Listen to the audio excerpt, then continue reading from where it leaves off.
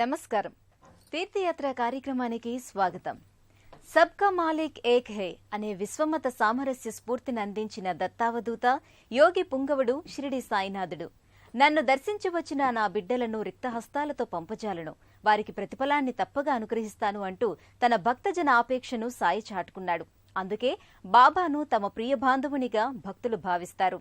తమ నెలవులలో మందిరాన్ని నిర్మించుకుని ఆరాధిస్తారు. ఆ పరంపరలో ఆవిష్కారమైన సాయి సన్నిధానం మేడ్చల్లోని షిరిడి సాయినాథ్ సంస్థాన్ మందిరం. ఈనాటి తీర్థయాత్ర కార్యక్రమంలో ఈ మందిర విశేషాలనే తిలకిద్దాం.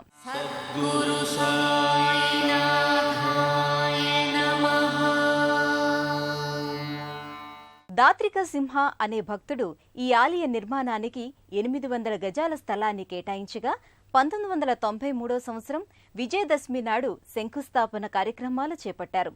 అనంతరం 1996 సంవత్సరంలో ప్రతిష్టాపన జరుపుకున్న ఈ మందిరం సాయి భక్తుల్ని విశేషంగా ఆకర్షిస్తోంది.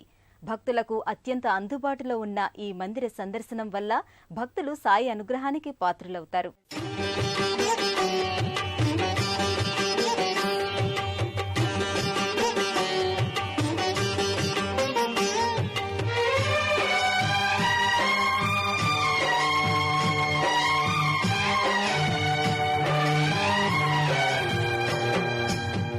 మనసే హారతి షిరిడి శ్రీపతి, అభయం కోరితి విజయం వేడితి, పాహి మాం దయగనవోయి సాయిరా.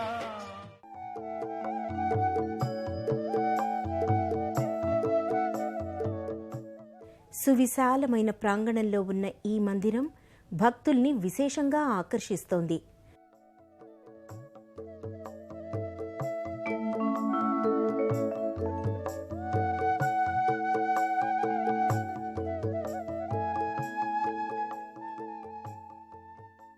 మందిర ప్రవేశ ద్వారం ముంగిట స్వాగత తోరణం నెలకొని ఉంటుంది. దీనిపై ఉన్న సాయి విగ్రహం తన లోగిలిలోకి ప్రవేశించే భక్తులకు శుభాశీసులు అందిస్తున్నట్టుగా గోచరమవుతుంది.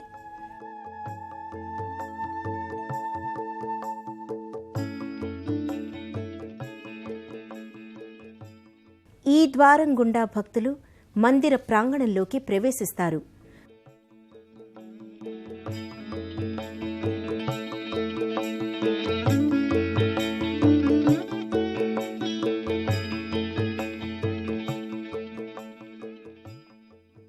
మందిర లోగిల్లోకి అడుగిడగానే అనంతకోటి బ్రహ్మాండ నాయక రాజాధిరాజ యోగిరాజ పరబ్రహ్మ శ్రీ సచ్చిదానంద సద్గురు సాయినాథ్ మహారాజ్ కి జై అనే సాయి జై జయ ధ్వానానికి సంబంధించిన ఫలకం గోచరమవుతుంది.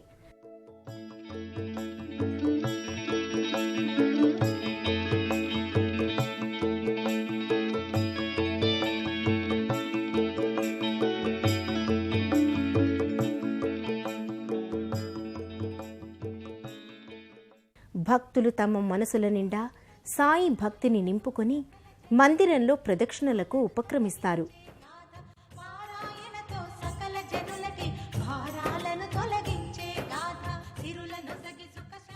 సాయి మందిర ప్రధాన గోపురం స్థూపాకృతిలో భాసిల్లుతుంది. దీనిపై పంచలోహ కలశం అమరి ఉంటుంది.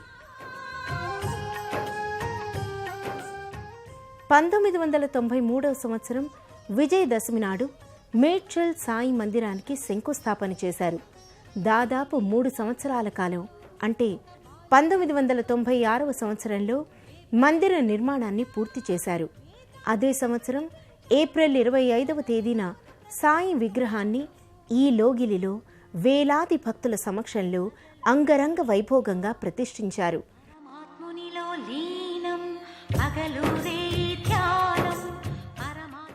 సర్వాంగ సుందరంగా ఆహ్లాదకరమైన వాతావరణంలో ఈ మందిరం తేజరిల్లుతుంటుంది. ప్రధాన మందిర ప్రవేశ ద్వారం ముంగిట సకలాభీష్టప్రద సిద్ధి వినాయకుడు దర్శనమిస్తాడు.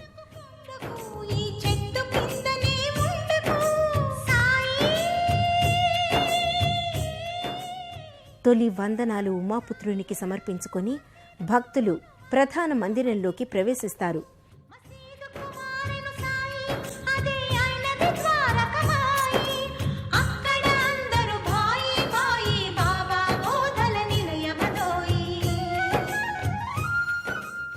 1918 సంవత్సరంలో బాబా షిరిడీలో విజయదశమి నాడు మహాసమాధి చెందారు. బాబా భౌతిక కాయాన్ని బంటివాడలో సమాధి చేశారు.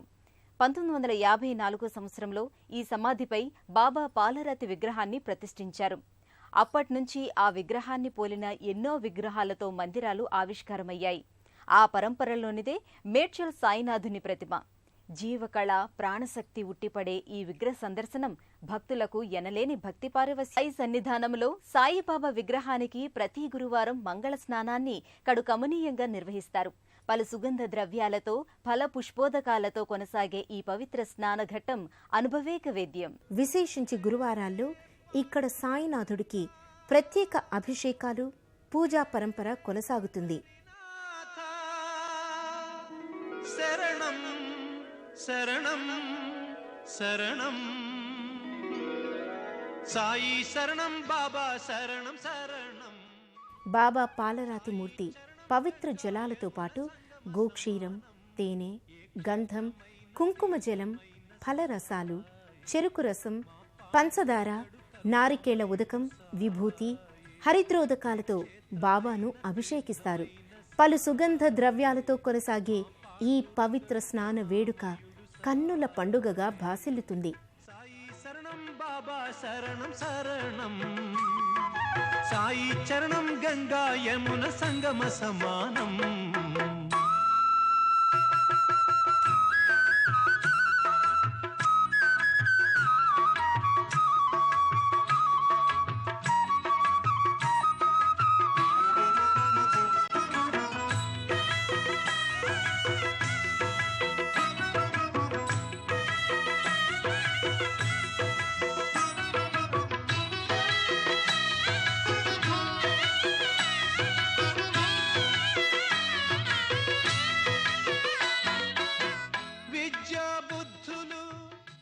మేడ్చల్ సాయి సన్నిధిలో ప్రధాన మందిర సమీపంలో ధుని నెలకొని ఉంటుంది.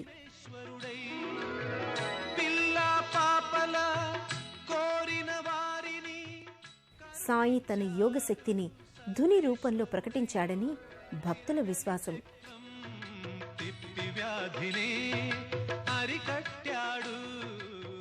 ఈ ధుని చుట్టూ 3 ప్రదక్షిణలు చేయడం ద్వారా అరిషడ్ వర్గాల నుంచి ముక్తి లభిస్తుందనేది భక్తుల విశ్వాసం. మరికొందరికి దత్తాత్రేయుడుగా యద్భావం తద్భవతని దర్శనమిచ్చాడు, ధన్యుల చేశాడు. మేడ్చల్ సాయి మందిరంలో అనునిత్యం పూజా పరంపర, ఆరాధన సంవిధానం, ఈ ఆరాధన క్రతువు మరింత విశేషంగా అలరారుతుంది. అభిషేకాలు, హారతులు, సంకీర్తనలు, భజనలు, పల్లకీ సేవల నేపథ్యంగా సాయి పూజా పరంపర భక్తి ఆనందతి అనేది ఓ అద్భుత మనోభావన. సాయి తమకు సదా తోడున్నాడనే భావన భక్తులను మున్ముందుకు నడిపిస్తుంది. అందుకే ఎందరో సాయి భక్తులు నిత్యం మేడ్చల్ సాయి సన్నిధిని సందర్శిస్తారు. సాయి అనుగ్రహ విశేషానికిలో భక్తి ఉత్తమమైనదని జగద్గురువు ఆదిశంకరులు పేర్కొన్నారు. నమ్మిన దైవాన్ని త్రికరణ శుద్ధిగా కొలవాలి. ఆ దైవ కృపకు పాత్రులు కావటానికి భక్తులు భక్తిని సాధనంగా వినియోగించాలి.